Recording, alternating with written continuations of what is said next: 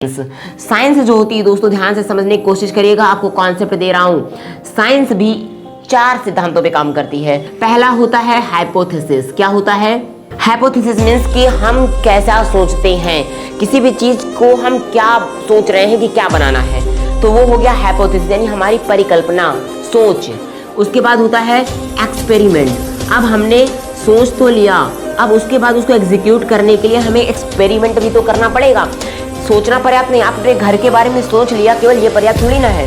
अब उसके प्लान को एग्जीक्यूट करोगे तब तो जाकर के आपको मालूम होगा कि आपका घर किस ढंग का बना है। केवल प्लान बना लेने से थोड़ी ना बन जाएगा, तो आप उसको एग्जीक्यूट करोगे, एक्सपेरिमेंट, वो एक्सपेरिमेंट कहलाएगा। अब एक्सपेरिमेंट के बाद दोस्तों आता है ऑब्जर्वेशन।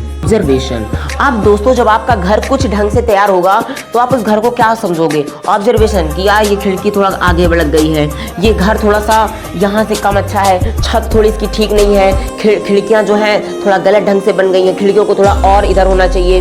तो ऐसा कुछ आप सोचोगे ना, तो वो होता है ऑब्जर्वेशन। दरवाजा किधर लगाना सही रहेगा, दरवाजे का सिस्टम राइट सही रहेगा या लेफ्ट या फिर नॉर्थ ईस्ट में सही रख देते हैं। तो ऐसा जो प्रोसेस होता है दोस्तों, वो होता है ऑब्जर्वेशन।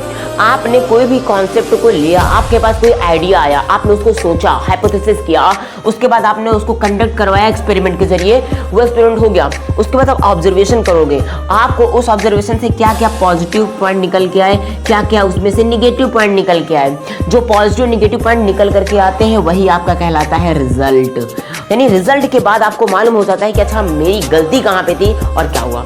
इतनी बात अगर आपको समझ में आ गई है तो आप अब एटॉमिक स्ट्रक्चर के मॉडल को समझ पाओगे। कैसे? चलिए मैं आपको बताता हूँ।